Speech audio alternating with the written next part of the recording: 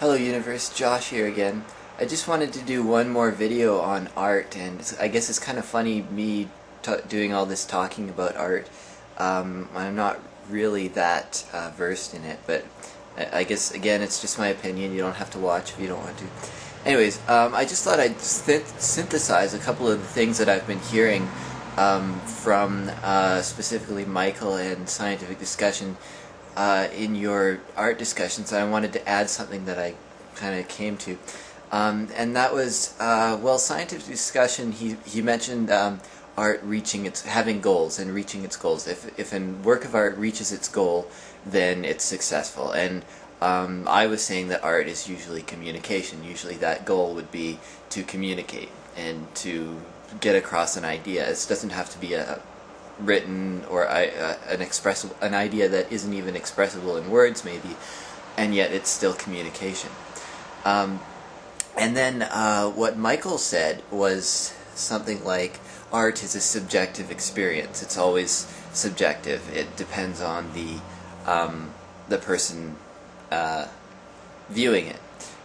Whereas Scientific Discussion took this position that it's the artist that determines the value of the work, or the fact that it is art.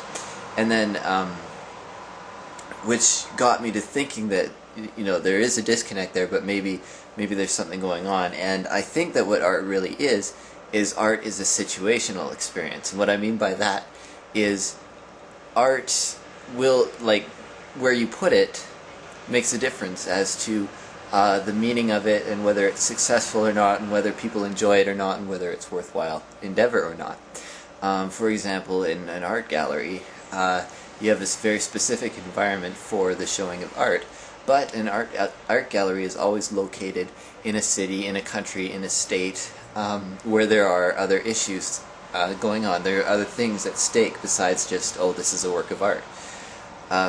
So art is always a situational experience, is what I'd modify. I'd take Michael's subjective experience, I'd modify that, and I'd say it's a situational experience. And yes, it can be subjective based on the individual viewer who happens to be in that situation, because we all have different experiences that we bring to the table. However, we also have a lot of similar experiences, and I think we can predict the sort of reaction that we might expect to have on people who may have had similar experiences to us. And we can, even through the power of imagination, we can imagine being in positions that we actually haven't been in, or we can imagine other people's positions. So in that sense, we can create art to appeal to people who aren't us, who aren't ourselves. And we can express ideas to people who don't even share certain facets with us. And then that's where the situation becomes important, because art it's communication. It's bringing an idea from one person to another person. And then I was just watching a video on YouTube by a user by the name of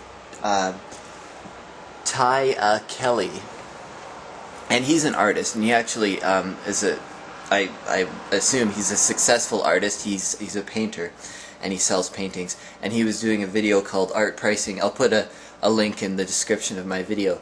And what he was saying about his art was that some people came up to him and they're like, oh, we're not paying that much for a work of art, for this work of art that they didn't particularly like. Now, people always say, well, you can't say a work of art is good or bad. Scientific Discussion said this. But you can always say, oh, that doesn't suit my interests, or that doesn't suit my needs. And it's pretty much saying the same thing, I think. If you say that work is bad, what you mean is it doesn't suit my needs, or I can't afford it, or that's not for me. And I think that's perfectly legitimate for everyone to say, and I think artists need to realize that. Also, in addition to all the other things that they have to do, that art it's situational. It's very personal. It's a communication between the artist and the person, the viewer, or whatever it is, the person, the patron, I guess, the person buying the work. And that goes into, that price factor goes into the situational factor, and it gets input into the whole machinery of determining whether or not this is a good piece of art, whether or not this is worthwhile to spend money on, etc. So I hope I got across that idea, and I hope it wasn't too long.